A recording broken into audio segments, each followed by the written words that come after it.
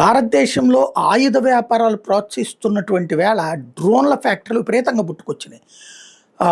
ఈగ లాంటి డ్రోను, దోమ లాంటి డ్రోను దగ్గర నుంచి భారీగా ఆయుధాన్ని మోసుకెళ్ళగలిగిన డ్రోను, అవసరమైతే మనిషిని సైతం మోసుకెళ్ళగలిగిన డ్రోన్లు, ఇట్లాంటి స్టార్టప్ కంపెనీలు కుప్పలు తెప్పలు వచ్చినాయి. అయితే మనం వీటిని మొత్తం భారతదేశం కొంటుందా అంటే, ముందు మన సైన్యం మన ప్రభుత్వం కొనాలి.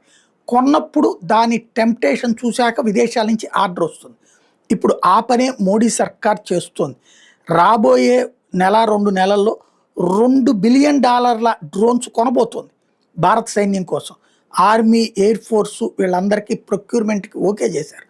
వాళ్ళు తమకి కావాల్సిన డ్రోన్లు ఏమేమి ఉన్నాయో, మా కంపెనీల వాళ్ళు ఏమేమి ఉన్నాయో తెప్పించుకుని వాటిట్లో తమ అవసరాలకు ఏది పనికొస్తుంది, పాకిస్తాన్ ఏరియాలో అయితే ఏది పనికొస్తుంది, బంగ్లాదేశ్ ఏరియాలో అయితే ఏది పనికొస్తుంది, ఇట్లాంటి లెక్కలు తేల్చి ఏది కావాలో వాళ్ళు ఇండెంట్ పెడితే వాళ్ళ దగ్గరికి ఆ డబ్బులు ఇచ్చుకొని ఆ కంపెనీలకి మ్యానుఫ్యాక్చరింగ్ అవసరమైనటువంటి సహకారం అందించేందుకు మోడీ సర్కార్ ప్రిపేర్ అయింది.